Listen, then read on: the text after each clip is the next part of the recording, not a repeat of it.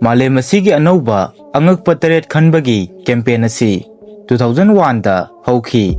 Masida hojik laiba monuments anigi manungdagi selection tawgadabani. Masigi popularity poll natraga free web based voting amadi telephone voting asi Canadian Swiss Bernard Weaverna lusingki. Masigi winner sing asi 2007 gi 7 July da lauthoki. Masigi video asida Malem masigi anauba angakpa teret sing adu khangminasi. Ahanbada Great Wall of China Malemgi khwaidigi chawba building construction project singi manungda ama oiriba Great Wall of China asi 5500 miles natraga 8850 km sangi haina longnei. Adum oinamak Chinese study amana claim tawribadi masigi asangba asi 13170 miles natraga 21200 km ni hairi. Masi sabagi thaba asi 7th century BCE da haukhibani amadi millennium ani fawba changki. Great Wall asigi apakpa asi chang manade adubu general oina matongi sarukta 15 feet tagina 25 feet fawba pai aduga makhongi sarukta 21 feet tagina 25 feet fawba pai. Tonganba section singi tonganba apakpa lei mafam kharada khujili aduga mafam kharadana lauthoi. Masi mafam adugi wall adugi purpose ki makha poli. Wall asi sabada miyoi kharagi punsi loiki. Wall asi unified China gi ahanba emperor Qin Shi Huang gi matamda saba haukhibani aduga tungda lakpa dynasty singna century kaya changna sakhibani. Ani subada Christ the Redeemer angakpa murti asi Brazil gi Rio de Janeiro da leiba Mount Corcovado gi chingthakta leptuna leiba yamna chawba Jesus ki murti amani. Statue asi Hatter da Silva Costa koba Brazilian amana design tawki amadi French sculptor Paul Landowski na sakhibani. Statue asi 1926 da saba hauki amadi saba loiba fawda chahi 5 changki. October 12, 1931 da saktam asi inaugurate tawki. Masigi base yaudana monument asi 98 feet wangi. Masigi base na 26 feet wangi. Statue asigi tingthokliba pambom sing asina 92 feet fawba sandoi. Masi walgi oina khwaidigi chawba sculpture amani. Christ the Redeemer asi concrete na sabani amadi masi amu chawrakna tiles million taruk lomna cover tawani. Statue asi lightning na yamna toina yaikhre 2014 da lightning na yaibada Jesus ki yet thangba khubi ki maton gi saruk adu kenki. Ahum subada Taj Mahal India gi Agra da leiba Taj Mahal asi malem gi khwaidagi hena miyamna khangnaraba monument singi manungda amani haina longnei amadi Mughal architecture gi khwaidagi fajaba khudam amani. Masi mangasuba Mughal emperor Shahjahan na sarambani. Monument asi mahaki sikhrabi nupi Mumtaz pu ningsingnaba oina sakhibani. Mumtaz asi 1631 da mahaki 13 suba angang unabada sikhibani. Complex asi sabada sinmi lising kunna chahi kunithoi changna sakhi. Taj Mahal asi white marble amadi atangba nung makhal singna geometric amadi floral pattern singda sabani. Masigi maruoiba central dome asi apikpa dome marina koisili. Taj Mahal gi chief architect Ustad Ahmad Lahori ni. Mahak Mughal Empire dagi Persian architect amani. Complex asigi pak chawba asi 42 acres mukni aduga masigi awangbana 73 meters natraga 240 feet ni. Taj Mahal asi 1983 da UNESCO World Heritage Site ama oina sak khangki. Sahi khudingi malemgi mafam kayadagi miyoi lak kayana Taj Mahal asibu yengba laknari. Masimangna Shahjahan na Mumtaz pu kayagi matik nungsibagi haibadu utli.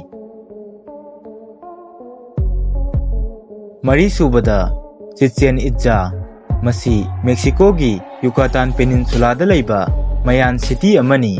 City asi 9 amadi 10 century CE da yamna chawkhatlami city asida maruoiba monument sing amadi temple sing sarami makhoi sing adugi manungda khwaidagi singthaningai oiba amadi the castle haina khangnaba Il Castillo pyramid asini pyramid asi main plaza gi mathakta 79 feet wangna lei pyramid asigi 365 step lei city asigi maruoiba structure singdi the temple of Chichen Itza, the hall of the 1000 pillars amadi prisoner singi playing field ni monument sing asi leiriba lam asi 2010 gi 29 March fawda lanai gi oirami masigi matungdagidi Yucatan state na laiki Chichen Itza asi Mexico da leiba miyamna khwaidagi hena koiba lakpa archaeological site singi manungda amani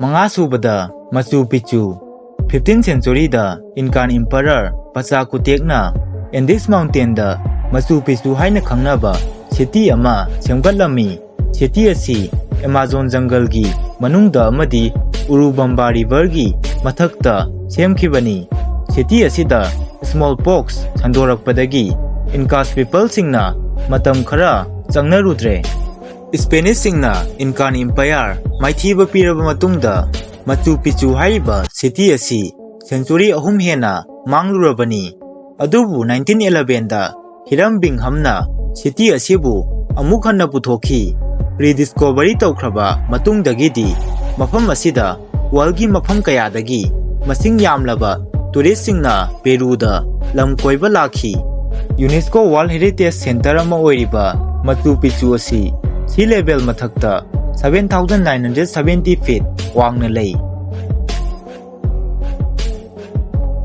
Taruk subada Petra Jordan da leiba Rose City haina su khangnaba Petra asi Arabian Desert ki sidaida Nabasian Empire gi king Aritas IV gi phajakraba capital ama oirami masigi pak chawba asi 264 square kilometers ni matam adugi Nabasian singna makhoi city asi October tunnel construction ga loinana water chamber su thamlami audience 4000 mu changadaba Greek Roman prototype ki maung da saba theater amasu leirami 106 AD da Nabasian sing Roman singi makutta maithi ki masidagi Petra asi Arabia Petraia haina nauna mingthon ki 363 CE da thokhiba earthquake na maram oiraga structure kaya ama mangta ki Byzantine era da Christian church kaya ama sarami adubu matam kharagi matungda Petra city asi marai chaitharaklami anganba Islamic era gi matam adwaida city asi abandon oirami 1812 fawda mafam asi western wall da khangnaramde adubu Swiss traveler Johann Ludwig Burckhardt na city asi 1812 da rediscover tawki Petra asi 1995 da UNESCO World Heritage Site ama oina sakkhangkhre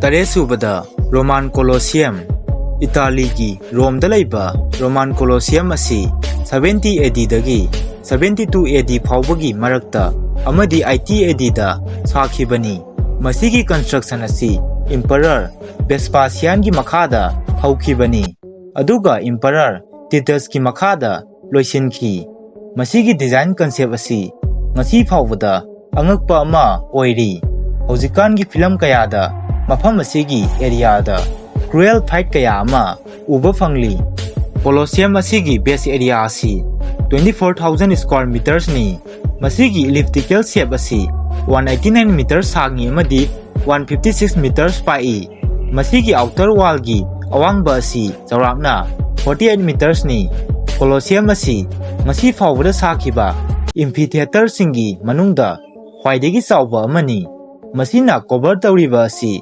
chawrakna 6 acres mukni theater asida spectator 50,000 muk chali matam amada masing yamlaba sa sing phaduna puraklaga mafam asida hatkhi haina thajanai Roman Colosseum asi UNESCO World Heritage Site ama oina amadi Rome gi historic center gi saruk oina 1980 da sakhangki ꯃꯐꯝ ꯑꯁꯤꯗ ꯆꯍꯤ ꯈꯨꯗꯤꯡꯒꯤ ꯃꯥꯂꯦꯝꯒꯤ ꯃꯐꯝ ꯀꯌꯥꯗꯒꯤ ꯃꯤꯁꯤꯡꯅ ꯀꯣꯏꯕ ꯂꯥꯛꯅꯔꯤ꯫